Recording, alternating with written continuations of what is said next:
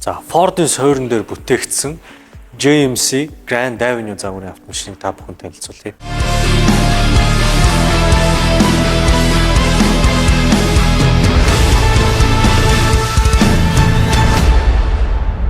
За GMC үйлдвэр нь өөрөө Isuzu Ford-тай хамтарсан үйлдвэр эзэмшдэг. За Ford нь бүр GMC-гийн хувьцааны 32%-ийг эзэмшдэг. Тэгэхээр уг автомашин бол ерөөсөө Ford-ийн инженерчлэл, ноу-хау бүгд шингэсэн гэж ойлгож байна. Ерөөсөө л Америк машин. За GMC-ийн барууны Getrag, ZF, Borg Warner, Eaton гэх мэтчлэн дандаа барууны том брэндүүдтэй хамтарч түншилж ажилладаг байгаа. Анх 1947 онд үүсгэн байгуулагдсан. Өдгөө 77 жилийн туршлагатай ийм том групп компани гэж ойлгож байна. За монголчуудын дийлэх унд сурсан Mitsubishi L200, Nissan Navara, Toyota Hilux пикап загварын автомашинуудаас Grand Avenue маань хамаагүй зөөлхөн явдалтай. За яагаад гэж юм гэхээр уг автомашин маань хэмжээ саний эд пикапуудаас хамаагүй том, хамаагүй өргөн, хамаагүй урт байдаг. За жагаад автомашины шасси буюу суурь нь өөрөө Ford-ын суурьтай. За тэгээд автомашины хэмжээг та бүхэн бас харж байгаа бах. Ranger-Mangerээс бол хамаагүй том, яг Raptor-аас бол жоохон жижигхэн болж байна. Урт нь гэх юм бол 5 м 45 см урттай. За тэнхлэг хоорондын зай бас автомашины явдалд нэлээд нөлөөлдөг шүү дээ. Тэнхлэг хоорондын зайг харах юм бол бас аюу юм хол байгаа. 3 м 27 см тэнхлэг хоорондын зайтай. Тэгэхээр явдал бол аюугүй зөөлөх. Пикапууд чинь юуны хат байх талтай байдаг шүү дээ. Тэгэхээр автомашин бол хөдөл хамаагүй зөөлөх явдал. За үйлдвэрээс автомашин маань 265, 65, 17 дугуйтай ирж байгаа. За харах юм бол арк нэлээд том байгаа. Тэгэхээр дугуйгаа томруулж, зөөлрүүлж, өндөрлөх боломжтойгоор бас давуу талтай. За автомашин маань үйл хамаарах тэнхлэг буюу McPherson гартай үйл хамаарах тэнхлэг. За хойно хамаарах тэнхлэг буюу чулаак, нум амортизатор гэж зөвлөж өгсөн. За автомашины нийт даацын үүдэх юм бол 870 кг-ийн даацтай. За Grand Avenue-гийн үйлдвэрлэгч нь Монголын зах зээл дээр уг автомашин дээр хоёр төрлийн хөдөлгүүр санал болгож байгаа. Хоёр хөдөлгүүр нь хоёулаа Ford-ийн, нэг нь дизель, нэг нь бензин хөдөлгүүр. За бензин хөдөлгүүр нь Ford-ийн EcoBoost 2300 турбо бензин хөдөлгүүр байгаа. За энэ хөдөлгүүр нь 245 морины хүч, 400 Нм мушгин хүч гаргах юм хүчин чадалтай. Нэг давуу тал нь Монголын нөхцөлд 92 их заалттай үйлдвэрээсээ. Тэгэхээр хөдөө гадаа явж байгаад 95 хайж явах шаардлагагүй, хот дотор үнэтэй 95 бензин хийх шаардлагагүй. Ерөөсөө 92-гээд явхад ямар нэгэн алдаа зааж танд асуудал үүсэхгүй давуу талтай байгаа. 92-ийг явчихна. За дизель хөдөлгүүр нь болохоор Ford-ийн Puma 2300 турбо дизель. За энэ хөдөлгүүр нь 180 морины хүч, 450 Нм гаргах юм хүчин чадалтай хөдөлгүүр.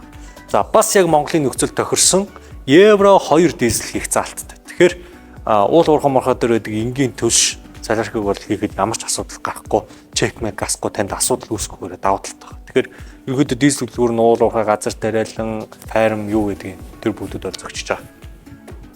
Германы ZF брендийн урагшаага 8 шатлалт энгийн автомат урдны харьцагтай.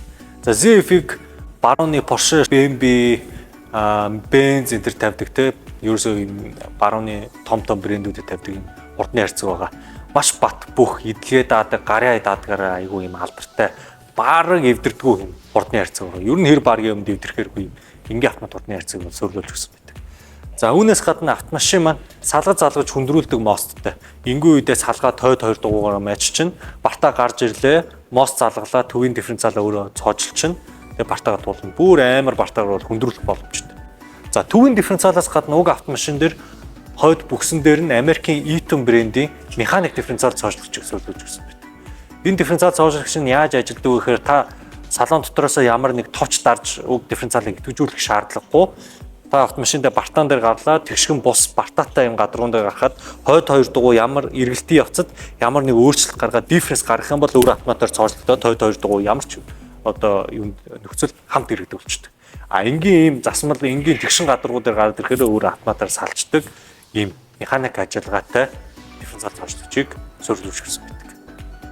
За автомашины жолоодлогын хувьд аюу юм жолоотоход амар тухтай жолоотоход ийм хөнгөн машин гэсэн шүү дээ. Яг жолоотоход хөнгөн хурд хүчний өвчсөн ёо юм ч дээ. Ухсухс хийгээл аюу хүчтэй капа. За жолоодлогын хувьд бас нэг юм маневр аюу сайт. Манай энэ тест драйвын хэсэгч бас нэлээ нарийнхан байдаг. Тэрнийг дараа л бүтэн хэрэгжиж байгаа юм дээ. За салооны үед гэх юм бол өрүүлэн дээрээс хурд баригчаа удирч чинь эндээс аудио системийн дуу нэмж хасгаа удирчиж байгаа. За дөрөв дугуй даралт мэдрэх системтэй. За мэдээж хөгжим Android ухаалаг хөгжимтэй USB холбогч, Bluetooth холбогч, дуудлага бас хуцаа холбоо дуудлага бас аваад чүнсээ удирчих боломжтой. За Hertzog-ны хувьд бол яг гар дор тухтай юм Hertzog байрлаж өгсөн. Ухрахын камертай, маш өндөр нэгшилтэй, хэвтэршилтэй гоё камертай. За урдаа USB charger, за flash disk орох бас юм оролттой. За тэгээд ноостоос алга залгах хэсэг маань энд байрлаж байна. За уулнаас уруудах систем, traction унтраах, touch, auto hold юм бүгд л энд байрласан байна дөө. Өө. Камер бараг үсээ хөдөлчихвээ. Нэг хаа зүгөөгүй штэ хосгос хийгээл. Явдал нэлээ зөөлхөн явах одоо жолоотоход юм хөнгөн хүчтэй янзын машин байна.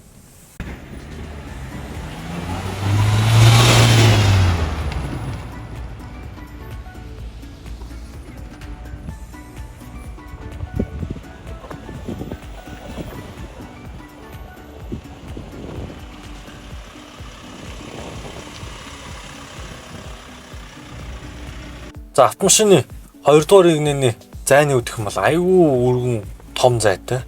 За өвлийн нөхцөлд 3 том битэй эрэхтэн өвлийн гүртгтээ суугаад бол хангалттай багтахаар юм өргөн зайтай. За урагшаага ч гэсэн айгүй урт зайтай. Монголд явдаг нөгөө нэг миний саяны дөрвсөн 3 пикапэс Mitsubishi L200, Navara, Hilux пикап. Тэдний ажид бол хамаагүй том 2 дугаар игнэний зайтай. Тэгээд яаж яхад машины явдал зөвлөх учраас хойдолтой мэдрэгдэх онцлогоо бол хамаагүй бага. За ингээд та бүхэн GMC Grand Avenue загварын автомашиныг Монголд албан ёсны эрхтэйгээр зөвхөн оч моторсоос авах боломжтой.